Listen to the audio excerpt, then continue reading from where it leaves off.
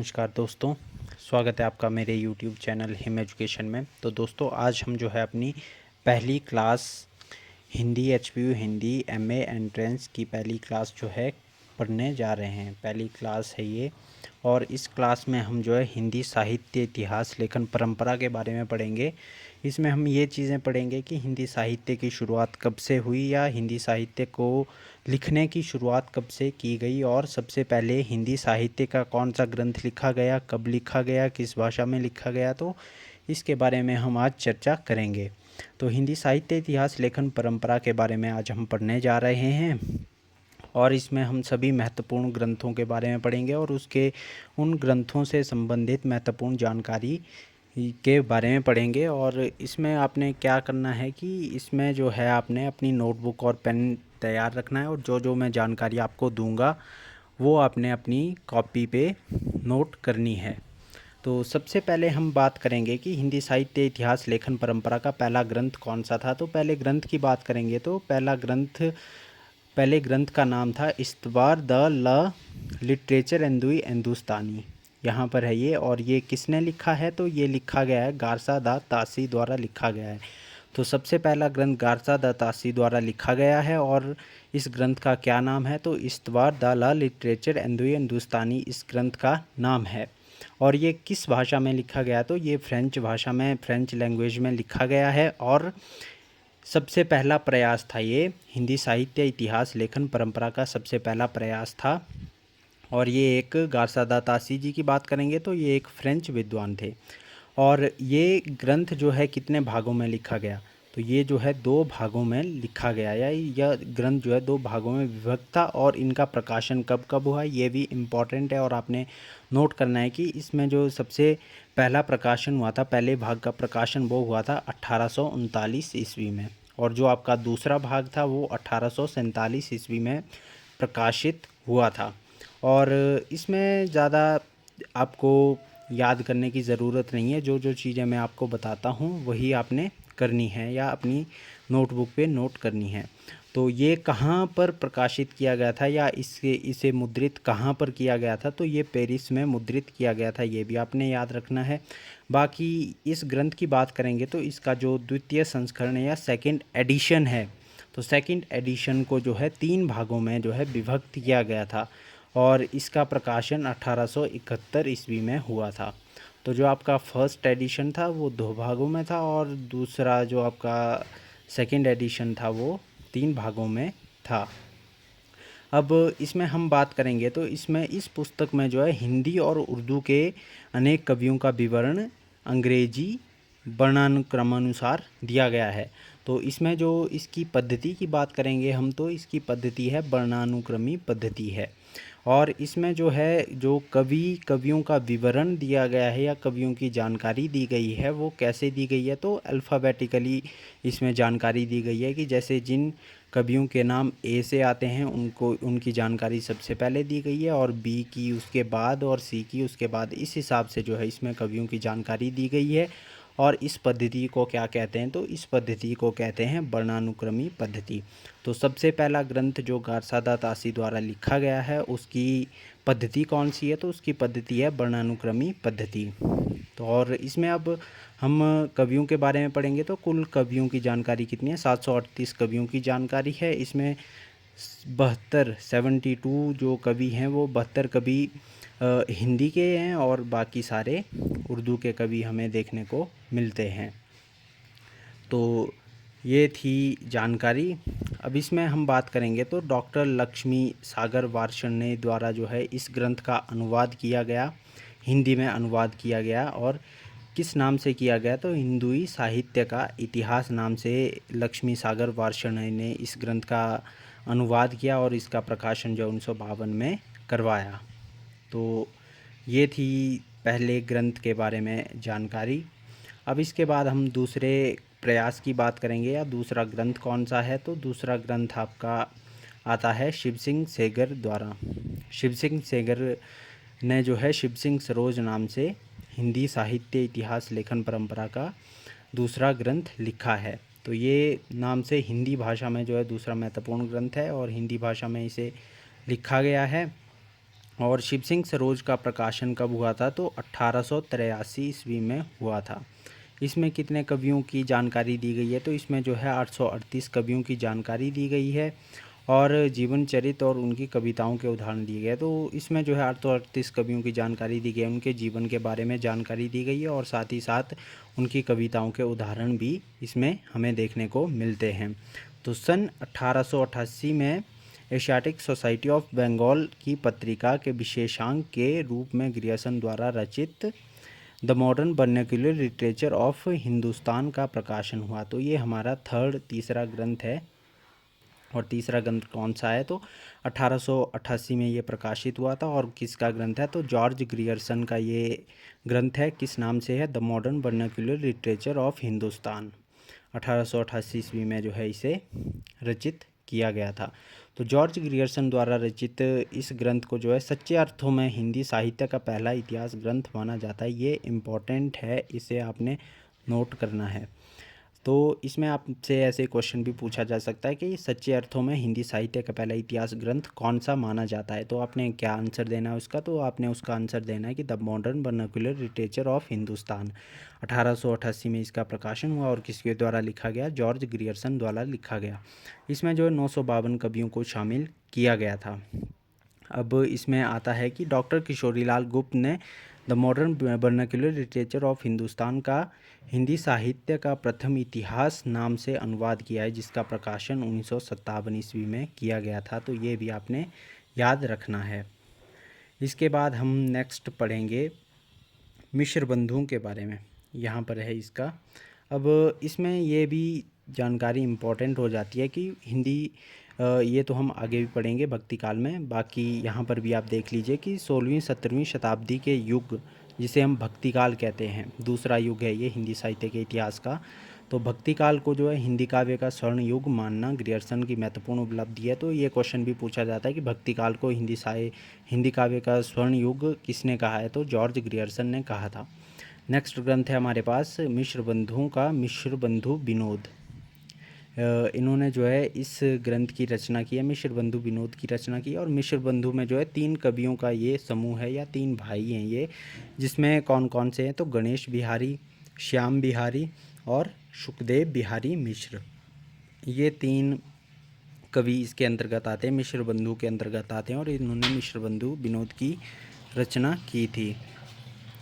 मिश्र बंधु विनोद को जो है 4 भागों में विभक्त किया गया है और जिसमें प्रथम 3 भागों का प्रकाशन कब हुआ था, तो 1913 ईस्वी में हुआ था।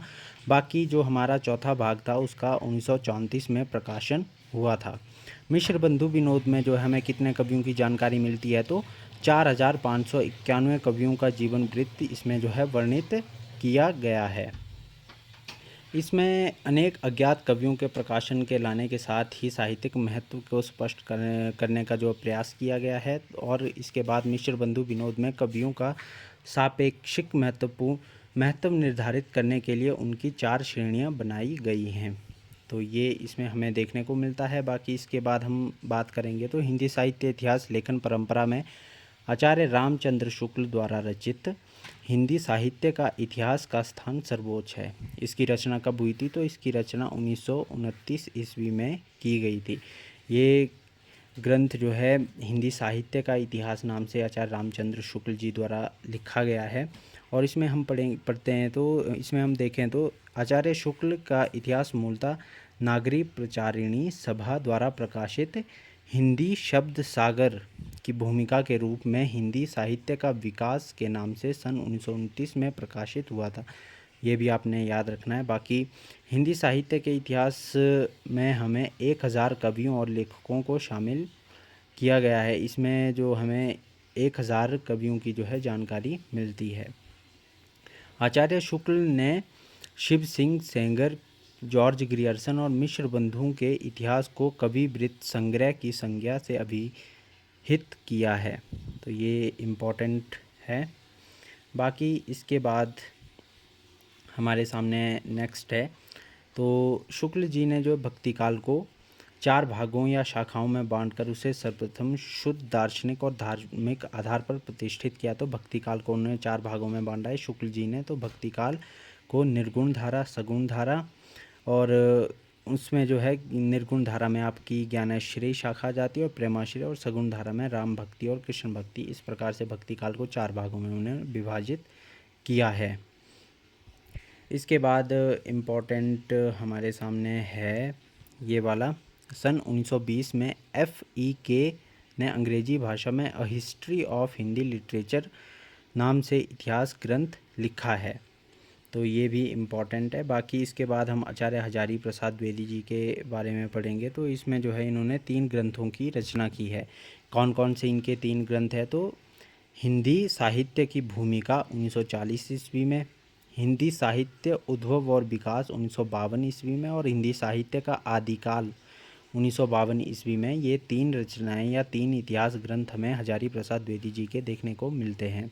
ये इम्पॉर्टेंट है, आपने इनको भी याद रखना है। बाकी डॉक्टर राम कुमार वर्मा का नाम इसके बाद आता है। तो डॉक्टर राम कुमार वर्मा ने हिंदी साहित्य का आलोचनात्मक इतिहास नामक पुस्तक लिखी है। तो इस पुस्तक का प्रकाशन कब हुआ, तो इस पुस्तक का प्रकाशन 1938 ईस्वी में हुआ, और सच्चे अर्थों में इससे अन्य नाम से भी जाना जाता है कि हिंदी साहित्य का अधूरा इतिहास किस ग्रंथ को कहा जाता है। तो हिंदी साहित्य का अधूरा इतिहास भी जो है आपके डॉक्टर राम कुमार वर्मा जी के हिंदी साहित्य का आलोचनात्मक इतिहास को ही कहा जाता है। अब डॉक्टर राम कुमार वर्मा ने इस इतिहास ग्रंथ में जो है 693 से लेकर के 1693 ईस्वी तक की काल अवधि अर्थात संधिकाल से लेकर के भक्तिकाल तक की अवधि को ही लिया है, तो ये इम्पोर्टेंट है। बाकी इसके बाद यहाँ पर एक फैक्ट है कि डॉक्टर वर्मा ने स्वयंभू को, जो कि अपभ्रंश के पहले कवि थे, हिंदी का पहला कवि मानते हुए हिंदी साहित्य का आरंभ कब से माना है, तो हिंदी साहित्य का आरंभ इन्होंने 693 ईस्वी से स्वीकार किया है। तो इसके बाद अब बात करेंगे, तो डॉक्टर राम कुमार वर्मा जी के अनुसार ऐसा क्वेश्चन पूछा जा सकता है कि पहला कवि, हिंदी का पहला कवि किसे माना गया है, तो डॉक्टर वर्मा के अनुसार स्वयंभू को पहला कवि माना गया है। इसके बाद राहुल सांकृत्यायन का नाम आता है, तो राहुल सांकृत्यायन के अनुसार जो है हिंदी का पहला कवि किसे माना जाता है, तो हिंदी का पहला कवि उनके अनुसार जो है सरबपाद को माना जाता है। इसके बाद नागरिक प्रचारणी सभा ने जो है हिंदी साहित्य का बृहद इतिहास का प्रकाशन 16 खंडों में किया है। तो ये 16 खंड है, ये इतने इम्पोर्टेंट नहीं है। बाकी इसके बाद हम अन्य थोड़े बहुत ग्रंथों के बारे में पढ़ेंगे, ये आपको याद करने पड़ेंगे। जैसे आपके सामने आता है कि हिंदी काव्य धारा 1944 ईस्वी में रचित है, किसके द्वारा, राहुल सांकृत्यायन के द्वारा। हिंदी साहित्य का इतिहास 1973 में डॉक्टर नगेंद्र जी ने लिखा। इसके बाद हिंदी साहित्य का अतीत 2 भागों में लिखा गया है, किसने लिखा, तो आचार्य विश्वनाथ प्रसाद मिश्र ने लिखा। इसके बाद इम्पोर्टेंट है कि हिंदी साहित्य का इतिहास दर्शन नामक ग्रंथ किसने लिखा, तो डॉक्टर नलिन विलोचन शर्मा जी द्वारा लिखा गया है।